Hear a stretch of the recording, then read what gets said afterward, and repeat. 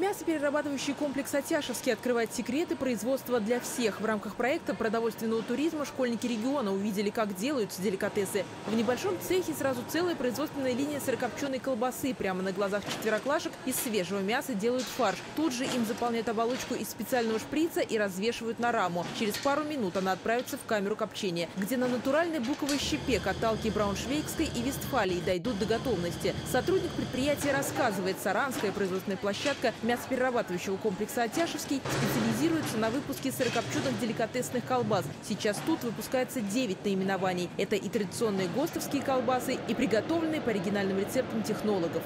Колбаса изготавливается из сырья, произведенного на предприятии холдинга.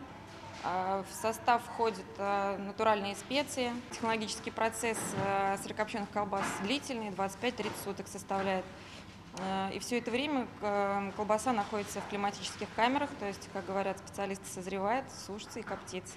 Готовые колбасы на последнем этапе, перед тем, как попасть на новогодний стол к потребителю, проходит индивидуальный контроль качества. Каждую каталку осматривают и наклеивают этикетку торговой марки «Атяшево». Сотни ароматных сырокопченых колбас остаются в холодильниках дожидаться своего часа, а покупатели уже присматривают, что из мясного ряда приобрести к новогоднему столу. Некоторые школьники уже определились с выбором вкусного деликатеса. Мне понравились очень охотничьи колбаски и престиж.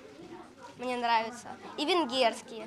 А венгерские мне нравятся, потому что они остренькие. От запахов свежекопченых колбас у школьников тут же разыгрался аппетит. Продовольственный туризм дополнили знания, как правильно кушать сырокопченые или вареные деликатесы. Я увидела, что колбаса делают из мяса.